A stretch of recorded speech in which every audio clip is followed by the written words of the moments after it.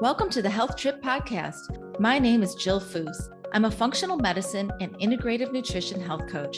I created this podcast to bring you along as we travel down intriguing, science-packed roads, debunking old medical paradigms and perusing new innovative therapies and modalities with the finest functional medicine doctors, practitioners, and like-minded biohackers while living our best life. Enjoy the show.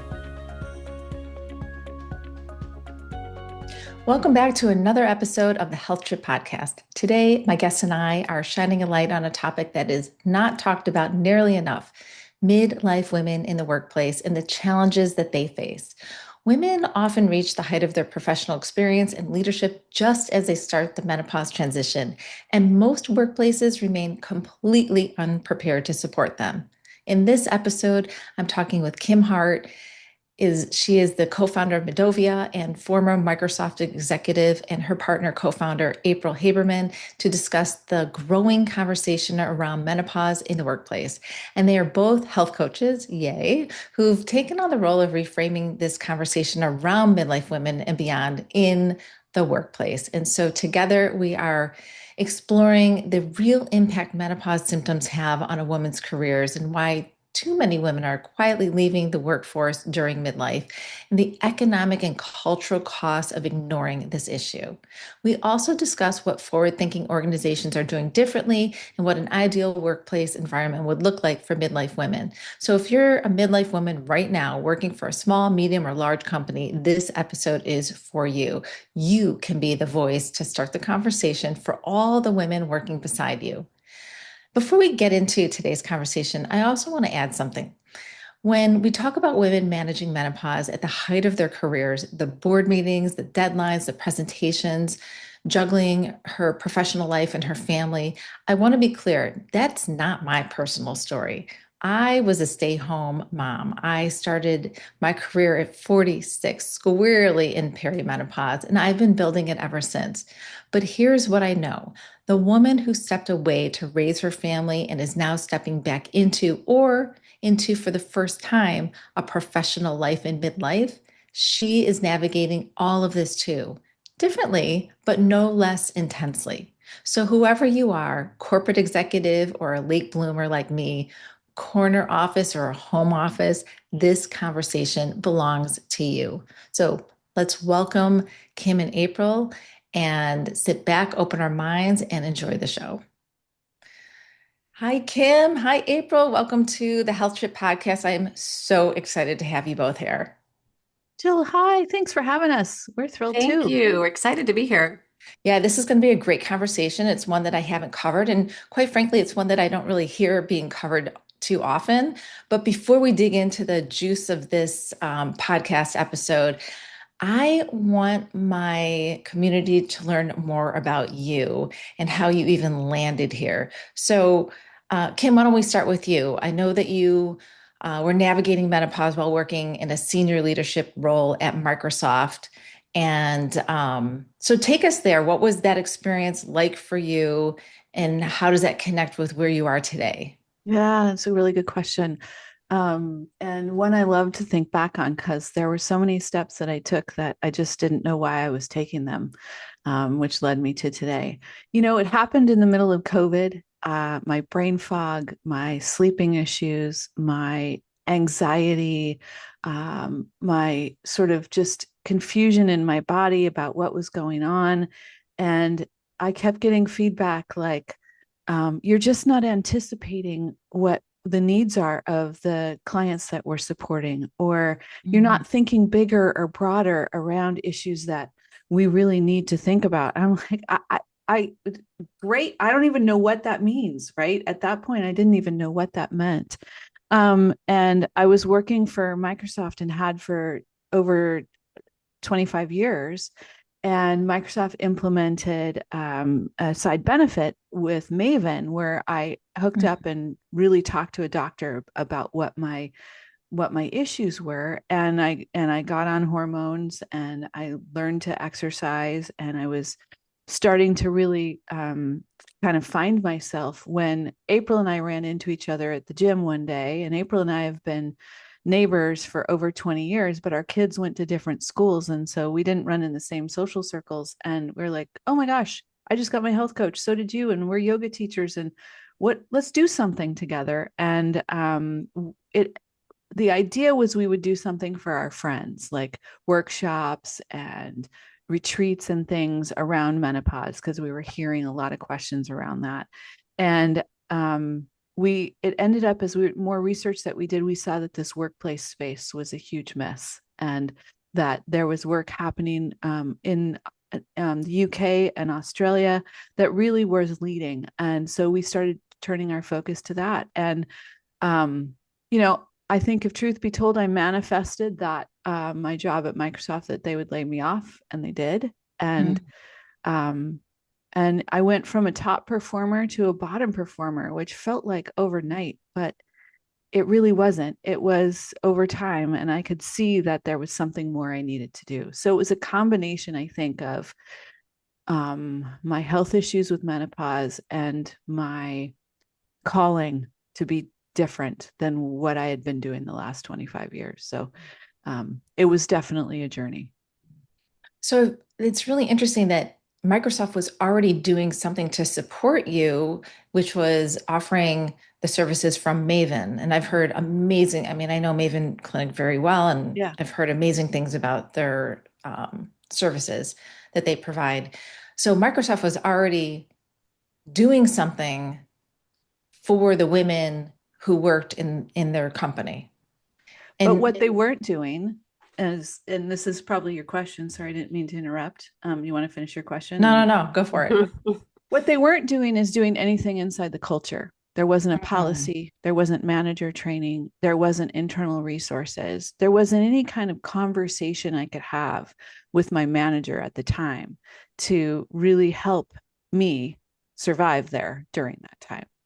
And we run into that all the time. Like, well, we're menopause friendly. We have benefits. Well, if you're not changing the culture inside your company, people are still going to struggle with how to get along during this time and deal with their symptoms and the things that are going on. And that was me. 100%. That was me. So the Maven helped. That was like one bucket, was the Maven bucket, right? Helped with your hormones, talking to a licensed professional who knows about menopause symptoms and can help you connect the dots and identify things and have a solution.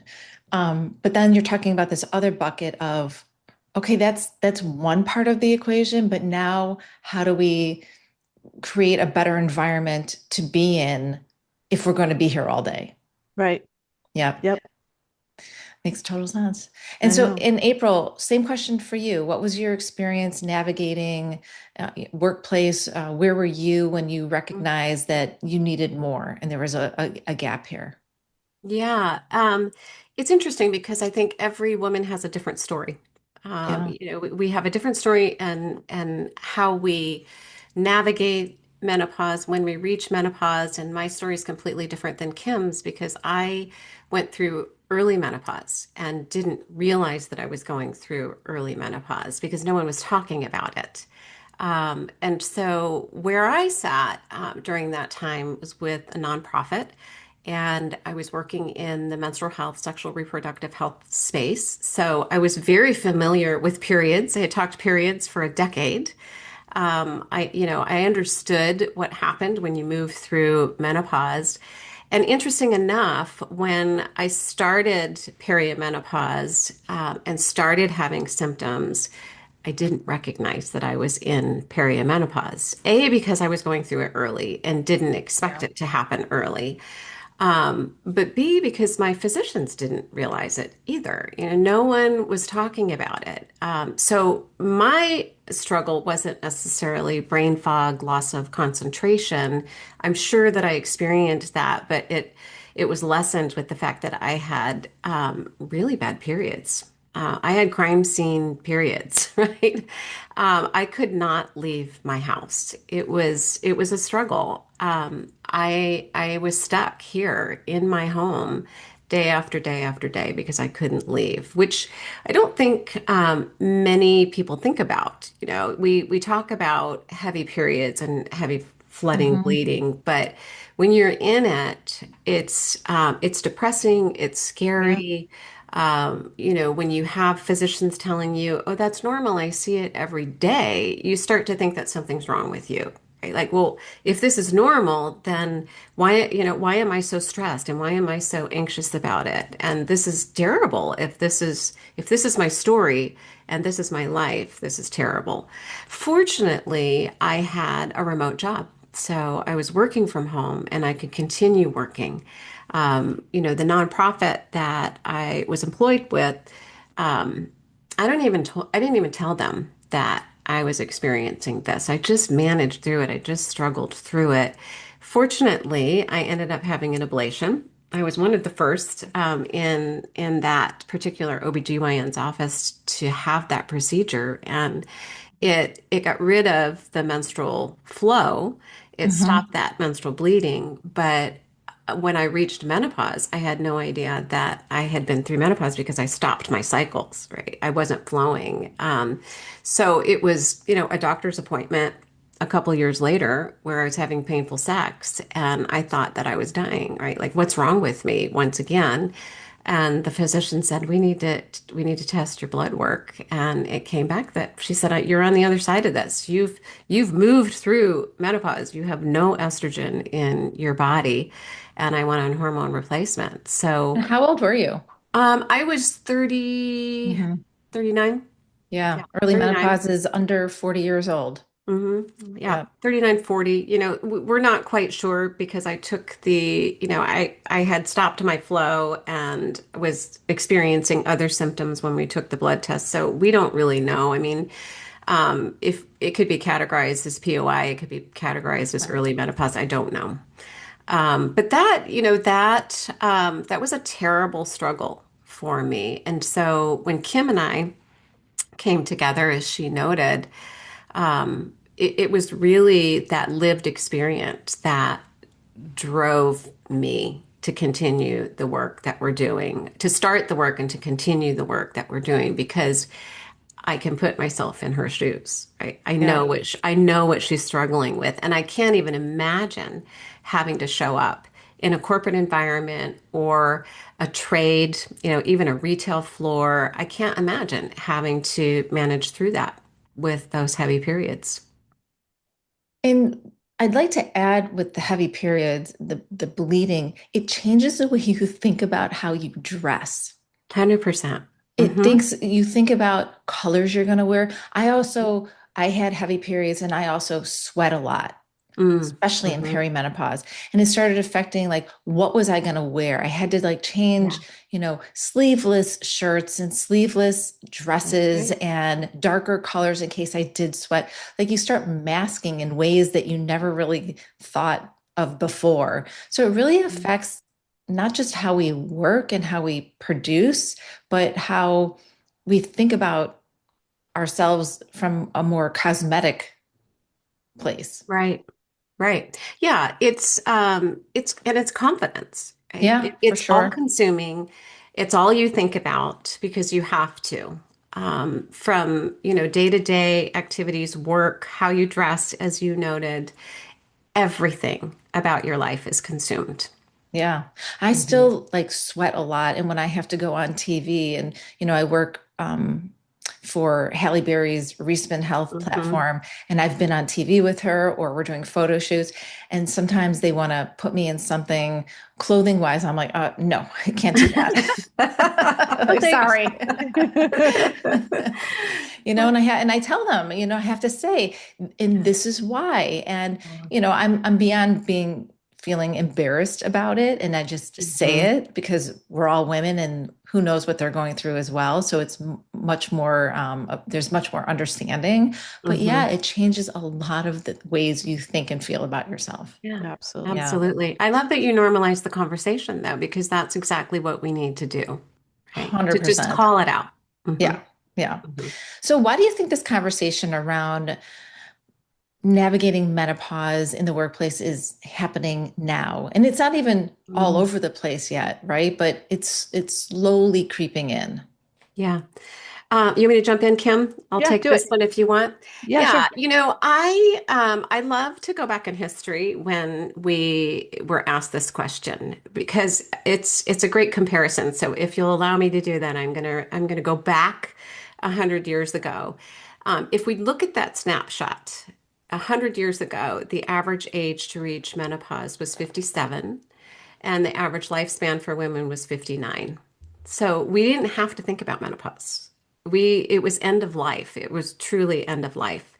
We certainly didn't have to think about it in the workplace. Women weren't working like we are today. We're not living long, we're dying at the age of 59.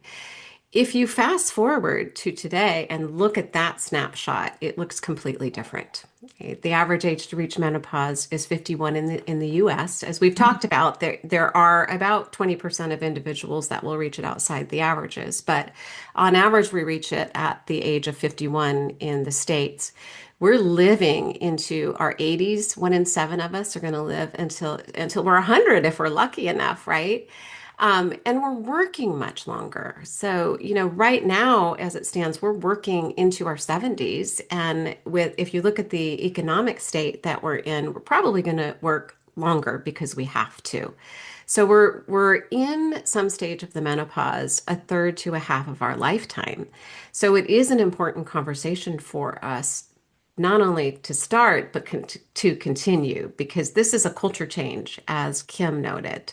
It's important for us to understand this. It's important for us to recognize and implement programs to support women so that we can continue to thrive both in and outside of the workplace. And I think that certainly celebrities, organizations, about 20% of organizations are recognizing this. You're seeing a lot more telehealth organizations popping up. We talked about Maven, but there are many, many more that are supporting women in this space now because there is a financial case to be made for supporting menopause in the workplace. We know this. We know that it's costing organizations in the US approximately $1.8 billion a year, right? And lost productivity. Women 50 plus are the fastest growing workplace demographic in the US and other countries today. So there's a financial case that can be made. I also think that women are beginning to understand perimenopause and menopause. They're more educated, we're more knowledgeable, and therefore we're beginning to ask questions, right? I think it was Kelly Casperson that noted recently that we're going to know more right now than some of our physicians. Hopefully we'll begin to see that shift, but we're educated. We're more educated than we were even 2 years ago. And so we expect more. Conversations are happening. And so as we shift that conversation to the workplace, women are beginning to open up those conversations as they gain knowledge about menopause and perimenopause because they're realizing that they don't have to suffer. We don't want to suffer. Our age of women really put that stake in the ground and said, we're not gonna do this anymore. We can do better for generations to come. And what we're seeing is that millennials are really expecting it and demanding it, which is great. I think it was Maven's report in 2024 that noted over 70% of millennials would leave a job for another employer if they offered menopause benefits. So it's something that is gaining traction. And we can talk about this. I'm sure we'll talk about this later in the conversation, but advocacy and legislation is beginning to move the needle as well. So if we're not doing it because it's the right thing to do and there's a financial case to be made, we're going to have to do it because of legislation. Yeah. Kim, is there anything you want to add to that? Well, I think that the millennials are in particular are expecting more from their employer, right? They Mhm. they are looking to make sure that their employers have those benefits that support them, both, mental health benefits as well as medical and benefits like this. So I think that people are starting to say to employers like, look, I need more than what you're giving me. And employers are starting to feel the pressure from a competition perspective where this is an important piece to play. So I don't think I'd add more than that. except for the social media and the millennials are really the ones that are driving the visibility around this. Yeah. Do you find, if you've ever sat in on maybe a corporate event that was on menopause, because I've been on some panels that are within a corporate environment, like AbbVie, for example, in the Chicagoland area. Do you find that it's the younger, more pre or perimenopausal women showing up to these events than it is the postmenopausal women? It's an interesting question Mm. because we get like, well, I'm not, sometimes we get, I'm not close to that. So I don't need to come. It doesn't affect me right now. Mhm. Then we'll get, well, I've already been through this. So I don't Mhm. need to. Hmm. And Hmm. our responses to the first, to the, like, I don't need this yet. I'm like, yes, you do. Get Mhm. educated in what's happening because that's where the gap was for us. And the biggest piece of advice we give is like, get your team together, find the right doctor who knows about Yeah. this, find your physical therapist, find your actual therapist, find your acupuncturist, those things that you Yeah. think that you're going to need to support you during this time. Get that team together so that when it does impact you, you have that team and you don't have to scramble to figure out Yeah. what to do like I did. Yeah. And for people who have gone through the and is now in postmenopause, we're like, look, your health is still greatly impacted. Your brain health, your bone health, your heart health. You cannot ignore the sort of the way in which you need to take care of yourself right now. I often say like the way you took care of yourself before is not going to work now. Mhm. Right. You Yeah. need to pay attention to sleep and food and exercise and your community and all of those things. And so, yes, postmenopausal woman, you've gone through the like, gone over the hump on it, but you really still can't ignore that this is a super important piece for you to pay attention to if you want to live a long time. Yeah, Hmm. because as you already said, April, women are probably going to have to work longer, maybe Yeah. into their mid 70s or even greater, just because of the financial environment that we're in now. Hmm. Things are so expensive. And when I go to events, I often see younger women there, Hmm. perimenopausal women. And I always talk to the postmenopausal women in my community, come to the event, come there. And it's just like what you said, that they think they're over it, they're past it, they no longer need to think about that. They don't have to go to their OBGYN anymore. It just couldn't be further from the truth. So Right. hopefully these conversations are going to help impact women across the full spectrum of the menopause transition. Yeah. What are the most common ways menopause symptoms actually do show up in a professional setting? Mm. Well, the top symptoms that cause the most difficulty at work are brain fog. Kim, Mhm. you know that too well, right?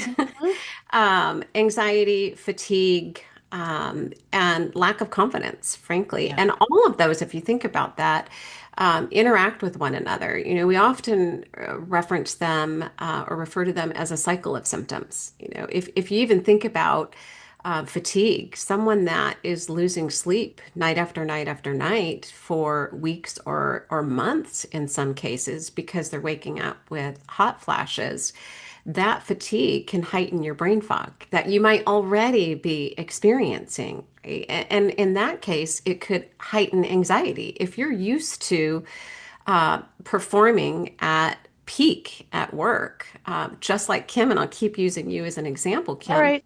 And then all of the sudden, right, you can't because you can't think clearly. You can't recall someone's name, or, someone passes you in the hall and they say, "Hey, can you get me that report by 2 o'clock?" And then by the time you reach your cubicle or your office, you have forgotten what that person said, right? It really knocks your confidence. Yeah. And then again, that increases your anxiety. So it is this cycle of symptoms. And I think we have to look at it as a whole and not siloed, because these symptoms do interact with one another. How does it play out in the workplace? It really depends on the individual, the environment that they're working in. I mean, we've talked about heavy flooding periods. that's hard. Let's take a trade. If I'm in construction and I'm standing on a freeway with a sign and I'm heavy flooding, bleeding, what am I going to do? That's how that Right. shows up for the construction worker, right? Yeah. If I'm having hot flashes, we've worked with the sheet metal organization. If I am full gear and working in a hot environment with metal and heat, and now Mhm. I'm having hot flashes, what does that look like for her, right? Or teacher. I'm going to move from trade to trade here and give you examples. We talked to a Yeah. teacher who had an unexpected period because she's in perimenopause. She hasn't had a period in 10 months. She floods through her pants. She's in front of a classroom. She can't leave. She has students. She's in elementary school. So she sits down, she ties the sweatshirt around her waist like we used to do. We started our Uh-huh. periods, right, in junior high Yeah. until the bell rang and she went to TJ Maxx to get a pair of jeans changed and came back to her classroom. That didn't give her an opportunity to take that break that she needed. Right. Now she's dehydrated. Now her nutrition is affected. So it shows up different for different people, but they're real. All of these symptoms are real. And when we look at that institutional knowledge that women have at this stage of life, if we think about women in their, let's take averages, 40s and 50s, we're mentoring people, we're managing teams, we might be in C-suite if we're in a corporate environment, and we're ready to advance our career. And then all of a sudden, here we are experiencing these symptoms that are making it more difficult for us to show up and to perform at our peak. We know that people are leaving the workplace as a result of menopausal symptoms, and we've talked about the financial implications that that can have on an organization as well as the individual.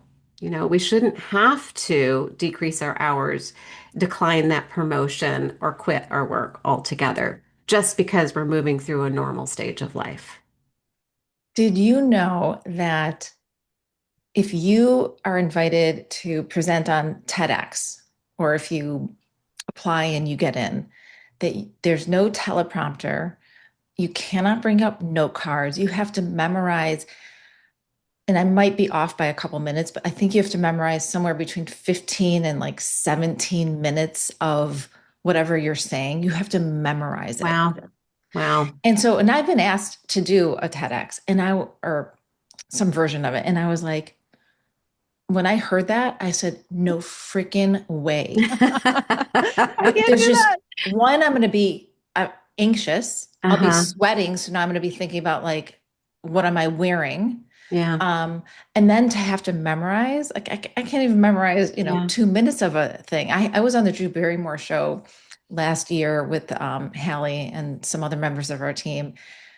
And I said to the producer, I've memorized what I'm saying. It's taken me like 2 weeks, but can I bring on a note card and I'll just shove it under the water? I was the only Uh-huh. one who brought a note card and shoved it Wow. under my glass of water. So nobody in the audience could see it or on TV could see it, but I knew it was there. And it gave Hmm. me the confidence I needed to get through that segment. Right. You Right. got to do what you Yeah. You got to got to do. do what you have to do. Yeah. Exactly. I mean, Yeah. your audience doesn't know this, but I am a yoga instructor as well, and it just fills my soul to teach yoga once a week. And I bring my notes. Same thing. Yeah. The worst thing in the world is to stand up there in front of a class and forget what your next pose is. Like, I don't know. I don't know. But yeah, Note and even our cards training, go everywhere with us. Yes. Yeah. and even our training sessions, April, we've delivered Oh, employee training sessions, feels like 50 million times. yes. And I Yes. still have my notes in front of me every Yeah. single time that I Exactly. deliver it because I don't want to miss anything. And you want Exactly. to look professional and you want to look like you know your stuff and you don't want to Yeah. have some moments where your brain skips. Like Right. that's what you got to do to take care of yourself during those times. And it's good that, we've figured that out. Well, However, but in the oh, corporate setting, and I've never worked in the corporate setting, but is that okay? Are mm, women uh, like allowed or able to bring in their note cards? Is that acceptable? Is that Yes. changing? Yeah, I I think think it's it's changing. Yeah. Okay. Yep. Yeah. I I think think it's it's just changing. fine. I think if you, if I was sitting there, reading my notes and not looking up and engaging with the audience, there might be some kind of feedback to it. But if I'm just looking to make sure that I cover all my points, I Hmm. think everybody understands that. Yeah. Hmm. Yeah. Yeah. Absolutely. But if I can just note here and emphasize something that you said, Jill, with your TED Talk and not having that teleprompter and you saying, well, heck no, I'm not doing that then. Right. What a lost opportunity. Right? I Exactly. mean, Yeah. just Yes. kind of bringing it back to the lost opportunities that we have just because, right? Yep. Why is that rule in place? And can we change that? And have we taken menopause into consideration? The answer to that is no, No, for in sure. this case. And those are simple adjustments that allow us to continue to thrive. Right? Now, there are plenty of women in midlife and beyond who are on TEDx and Yeah. doing these amazing talks, and it's like a performance.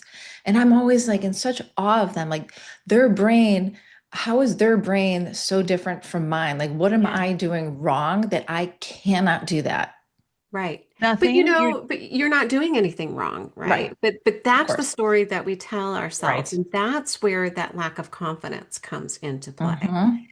And it shouldn't because this is normal. We know that lower hormones affect our brain health. We Hmm. know that brain fog is real. So the accommodations and modifications that are so simple can allow us to continue to thrive.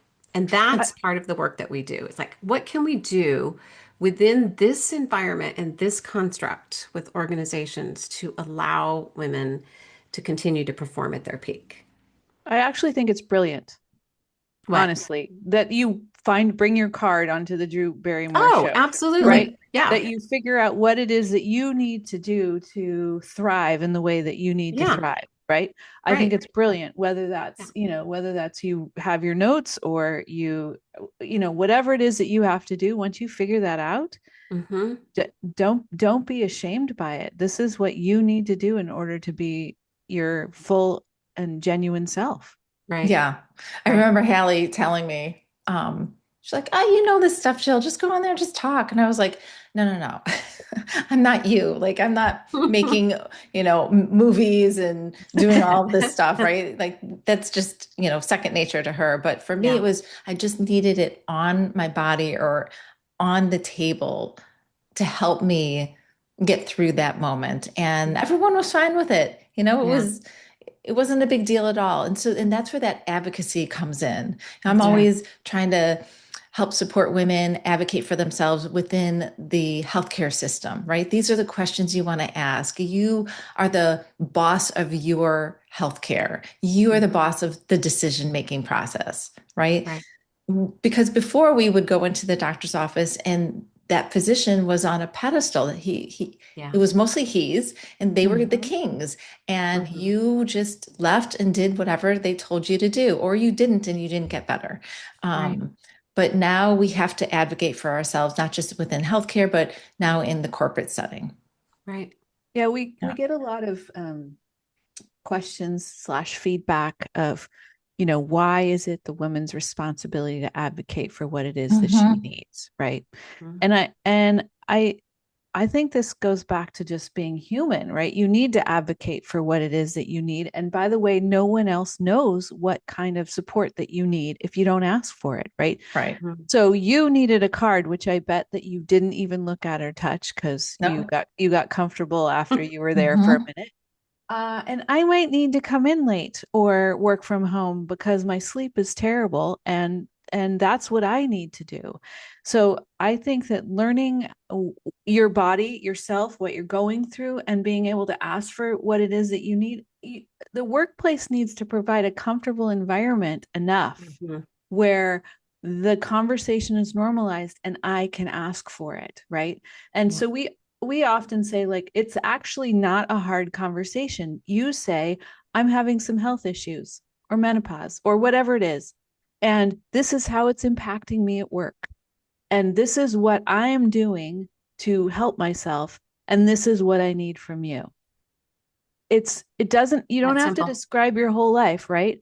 But you can just, once I realize, oh my gosh, this brain fog is killing me. I don't even understand what's going on.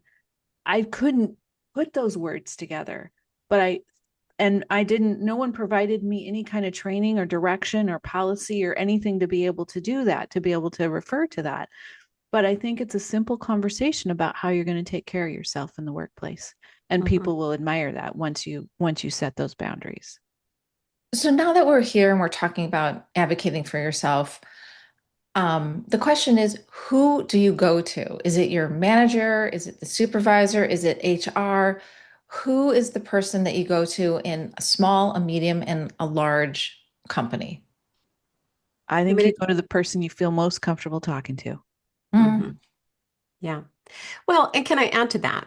I think we have to reverse a little bit, because yes, you need to go to the person that you feel most comfortable with, and organizations really need to build those guardrails within the organization, and that's what we ask them to do. I mean, as a woman working within an organization, regardless of size, I need to know what my organization's policy or guidance document is. I should know that before I even move into perimenopause and start having symptoms, right? So tell me what our policy is and who I need to talk to and what those guardrails are and where I go get that support, even outside of the conversation that I have with my supervisor, my manager, my HR professional.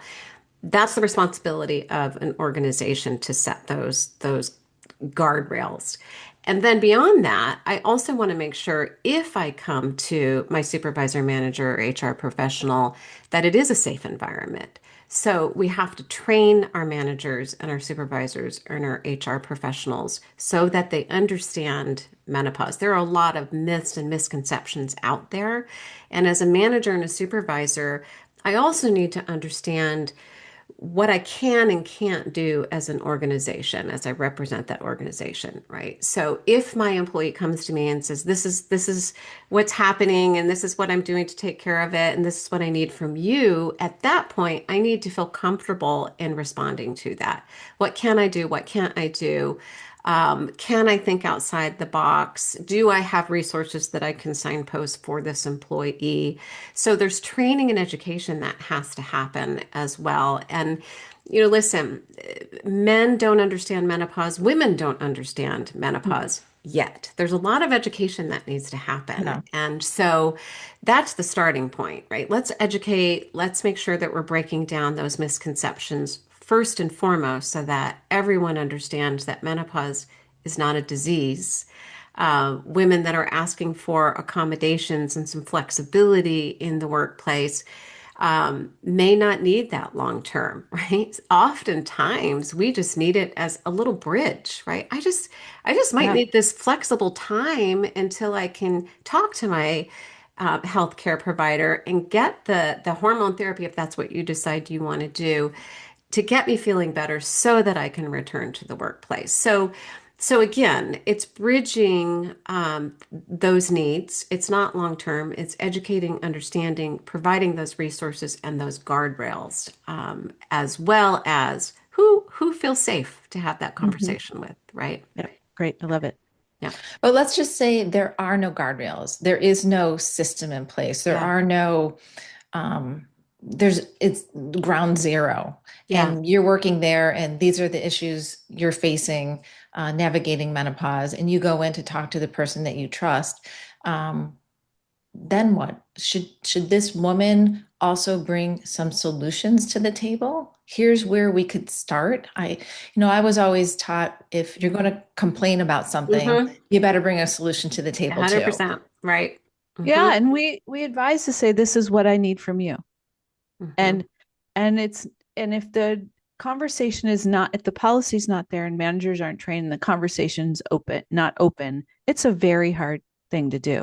Mhm. I'm not saying it's an easy one.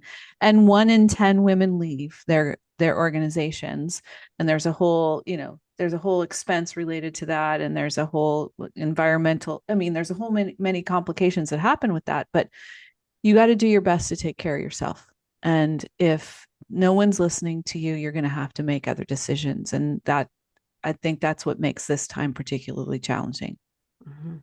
What are some of the solutions, just to start with, for this woman that she could bring to the table to open up the conversation? What are some Yeah. simple strategies or changes that could happen? I'll talk about mine. And I should have said, hey, this is what I need from you. I need you to understand that my sleep is challenged right now. And there may be days where I don't log on first thing in the morning when I don't have meetings. And I would really appreciate it when we have drive-by conversations if you send me an email afterwards so that I know, so that I can remember what our conversation was, because I'm having some difficulty with that right now. And I'm going to recap our one-on-ones in an email, and I'd like for you to confirm that. Mhm. And I might need to take a day off now and then. That doesn't mean that I'm not dedicated to my work, but I just want you to know that's the way I'm taking care of myself, right? Mhm. April, am I missing other key ones? Yeah, I mean, there's so many examples that we could give, again, dependent upon the industry. Kim's talking about flexible working hours and coming in late. I know that that was really important for you as well, Kim, to start your day a little bit later, and work into those evening hours to get that time in for the organization. Some organizations can't do that. If you think about healthcare, for example, right? Healthcare workers have to see patients. They can't flex those hours. So what could my employer do? So I think we have to, as women, we have to understand that too. If I go in and I ask for an accommodation that is beyond what that organization is going to be able to do, that's not reasonable either, right? So let me give you an example of a dental office, right? So there's a dental office that we've worked with, small dental office. Women are perimenopause, menopausal. They're having hot flashes, anxiety, right? Need a break. They are in full PPE all day long, back-to-back patients. He could not, this practice owner could not offer flexible working environment for them. But during the lunch hour, instead of it being a frenzy in the break room and a party in the break room, it's now quiet. And the operatories are available for employees to go in. It's quiet. We can lay the chairs back. We can put our AirPods in, and we can regroup for 30, 45 minutes before we have to see patients again for that latter part of the day. So it was changing that lunch hour environment and thinking creatively outside the box too. Mhm. Can your employees go out and get fresh air? Now, one of our menopause friendly members ensured that they had Wi-Fi outside of all of their buildings so that employees could take their laptops outside and work outside to get fresh air, right? Or repurposing your breastfeeding rooms. If they're not being used, can employees step in and just have 5 minutes of breath work? If I'm feeling anxious, if I'm feeling like I need to regroup, that 5 minutes of quiet is Mhm. so important for her without being questioned, right? So if I'm taking regular breaks, can I do that without asking permission and without my work ethic being questioned, right? That's a conversation that you can have because I might need to go to the restroom. I might need to take care of myself, right?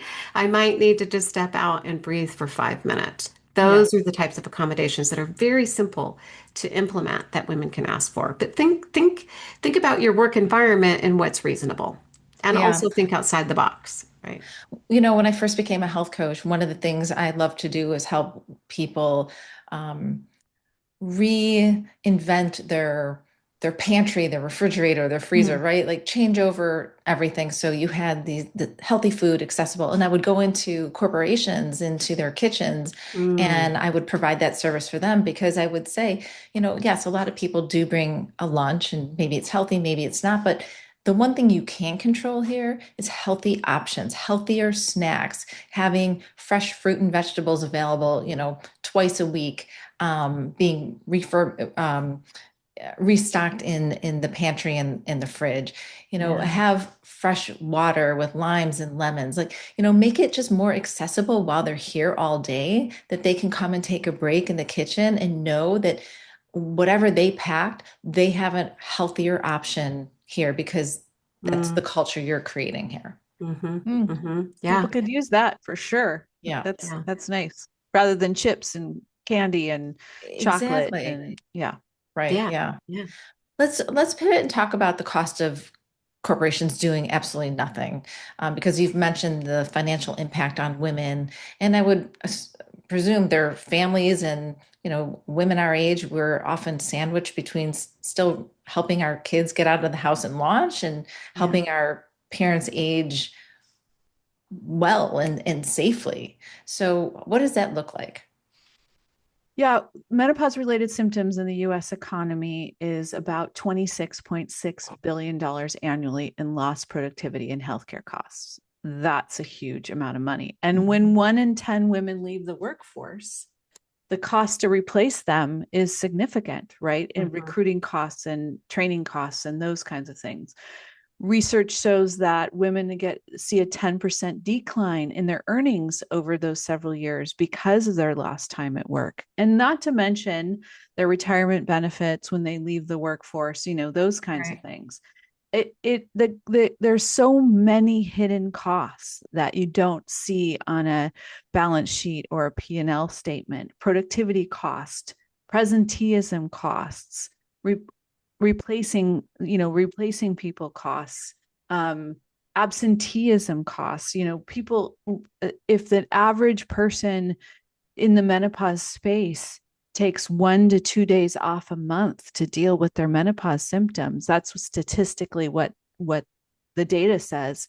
That's a huge cost in all of those things that you can't measure in those balance sheets. So the costs are high.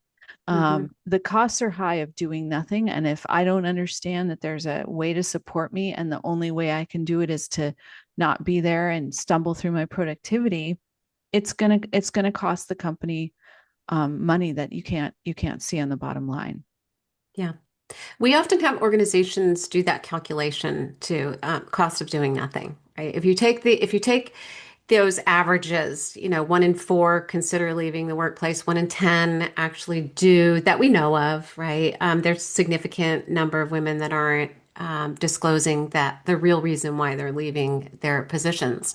But if you even just take 1 in 10 for a mid-sized employer of 5,000, say, and you consider the 10% leaving and that replacement cost, SHRM notes 3 to 4 times an annual salary, right? We're and usually in a significantly higher income bracket at this age.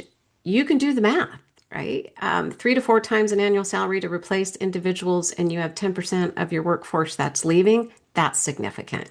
We're looking at millions of dollars at risk for organizations. So I think oftentimes we know, we don't think, we know that organizations hear that $26.6 billion calculation, but it doesn't mean much to me as an organization because I haven't done the math for myself. So it's really important that we break that down. Okay, let's take a look at your organization. How many females do you have working in your organization that are within this age range? Now let's back into that, right? And let's look at the real cost and risk to your bottom line if you do absolutely nothing, right? And then let's look at what the significant savings and that return on the investment would be if you implement Mhm. menopause programming within your organization. Those numbers are real, and they're a real wake-up call for organizations when we do the math. I think that's genius that you go in and you have this formula so they can actually see it on paper. Yeah. And that's got to just have such a huge impact on how they navigate this. Yeah. You can't ignore it. I mean, you Right, can, right, but there's a cost. right. There's a significant cost if you ignore it. If organizations, every single organization, it doesn't matter what size, sector, what salaries we're talking about with individuals, if every organization just retained 1 employee with menopause programming, it more than pays for any menopause support that you could introduce within your organization. It's that Yeah, simple. yeah. As health coaches, this is our sweet spot, right? Mhm. It's the space between a woman leaving her clinician's office and getting to her front door. It's that gray zone that we live in and help Mhm. her in terms of behavior modification change. And, Right. she has a responsibility to herself too. She has to figure out her lifestyle. There's the responsibility of being at work in terms of what guardrails are put in place there to make it a better working environment for her. But Yeah. then she also, outside of those doors, has a responsibility to educate herself and do the hard work because it is hard work. It's It hard is. work Mhm. navigating all of this. Um, and I'm just wondering what is in existence right now in the United States in terms of the workplace menopause policy, because it's not something there's no legal reason to have it. Is that correct? That's changing. Yeah. So at a federal level, there's no legislation that explicitly calls out menopause. However, we are covered broadly under EEOC, American Disabilities Act, your Pregnant Workers Fairness Act. I mean, there is legislation, and there have been cases that have been brought to court that have won, frankly. So I don't want to lessen the fact that federal legislation does cover menopause. That being said, there are more than 20 bills in legislation right now over, 12 plus states. That number is growing that are looking at including menopause as part of those bills. Rhode Island was the first state to pass menopause legislation requiring organizations to provide menopause accommodations. Senator Ursa was instrumental in passing that legislation, and we say hats off to her for leading the way. And as a result, we're starting to see, municipalities passing legislation. Philadelphia, City of Philadelphia just passed legislation as well that takes effect January of 2027. That is anti-discrimination policy as well as workplace accommodation mandates. So organizations are going to have to begin to support women with accommodations in the workplace. California is quickly gaining traction. We're seeing Michigan, Virginia, North Carolina, New York City. So it's beginning to gain traction, and organizations are going to have to implement change. It's kind of forcing the hand. If you haven't already, you're going to have to. So the Yeah. city of Chicago last October implemented their first menopause awareness week, and I was Oh, part of that's cool. one of the panels during that week, and it was amazing. And it was Yeah. all the government. It was really geared towards the government workforce, Mm. um, and not just the general public, but it was thousands and thousands of women online Mhm. learning from Chicago area experts on menopause care. Love it. Love it. Yeah. Education is so powerful. Yeah. Yeah. When we know what's happening to our bodies, we can make healthier choices for our overall well-being, and we can better advocate for ourselves. So education is key to everything. So what companies out there are really doing a great job? Who should we be Mm. modeling? Kim, Well, dive in. Yeah. yeah, we have a menopause membership and accreditation program, and our accredited members are our first one was CVS Health. Mm. They're accredited, and they're very interesting because they've got retail stores, they've got warehouses, they have a corporate office environment, they own Aetna, so they're showing the way that you can support menopause in all kinds of environments, right? Mhm. So CVS is the one we hold up. The next one would be Bristol Myers Squibb. They're the one that has the Wi-Fi outside. Mhm. They are accredited as menopause friendly in Australia, UK, and the US. And so they're showing that you can make this difference worldwide. And we've got other companies coming up. We've got, healthcare companies. We've got some, let's see, science-based companies that are Mhm. really thinking about how do they become leaders in this space. And many of them want to be the first one in their industry. Mhm. Mhm. CVS Health wanted to be the first one ever in the US. That was their goal. And when we came in, they had been working on it for about a year and a half. And what they were missing was the manager training. And and how do you train retail store managers who are on the floor all the time? So we created an Mhm. online course Mhm. that they take so that they understand their policies, their guidelines, their resources, and they're really making a national stand on that.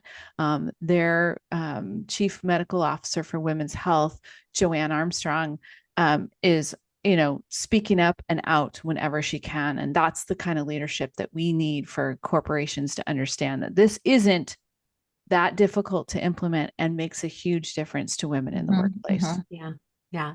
Both CVS and Bristol Myers are showing real culture change that's long term and sustainable. And that's really what we're looking for when we accredit organizations. It's not easy to gain accreditation because it's culture change, and culture change takes time and ongoing communication and resources and support. It's that regular drumbeat that is required.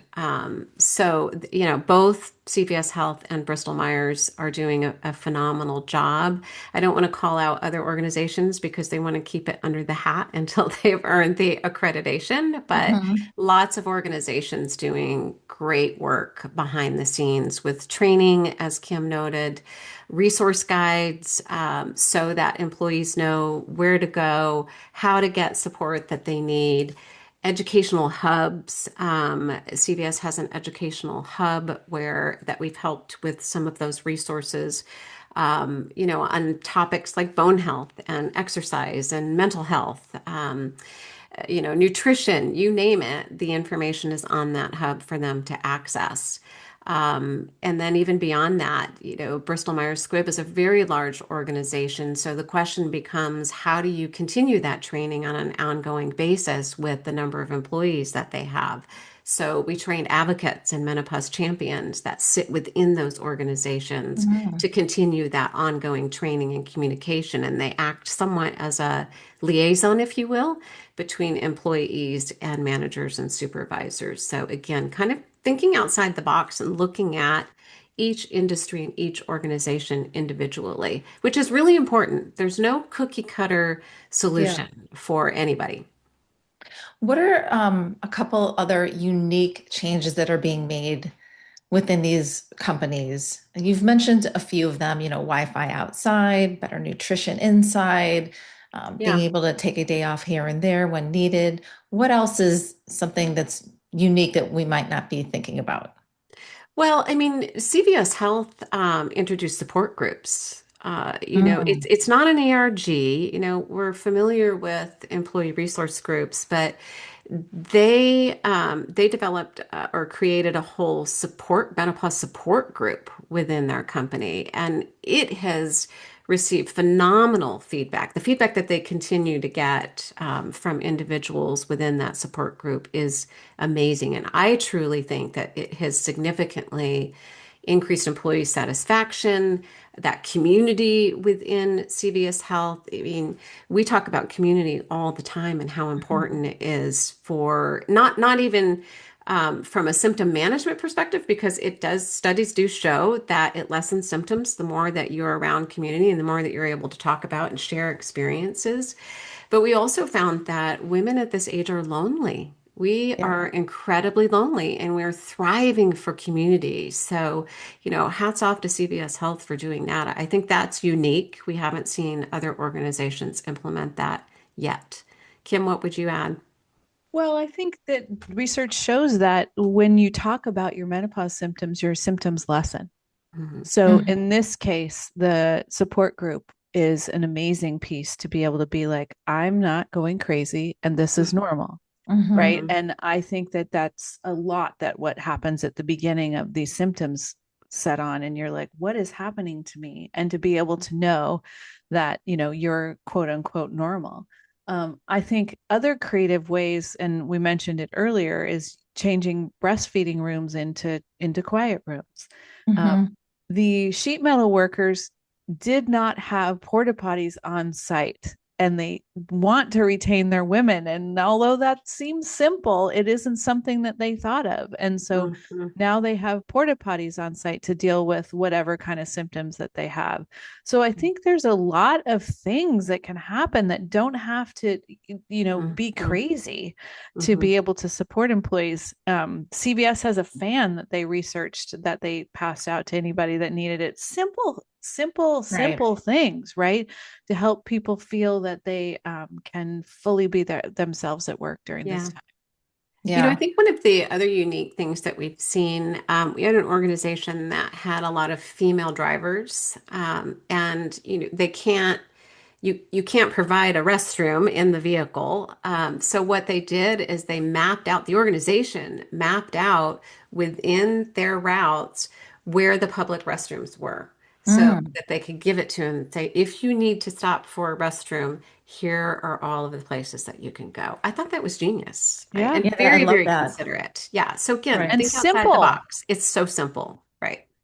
Right. These are just things you would normally think about, but implementing them into a workplace environment is just, taking it that much further. It's just that next step that makes her feel heard and wanted and valued and all the things. Yep. That's right. Yeah. Employees just want to be seen, valued, heard. Right? Yep. You see me, you understand.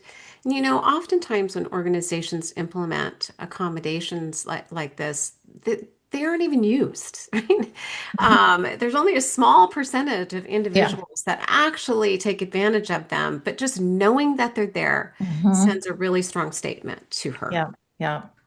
Well, Kim and April, this conversation has been incredible and so important. And I'm so grateful that you're here doing this work, especially as health coaches, right? Because people still don't really know what health coaches do. And so to know that there are health coaches in this space helping more women navigate this second act is just incredible.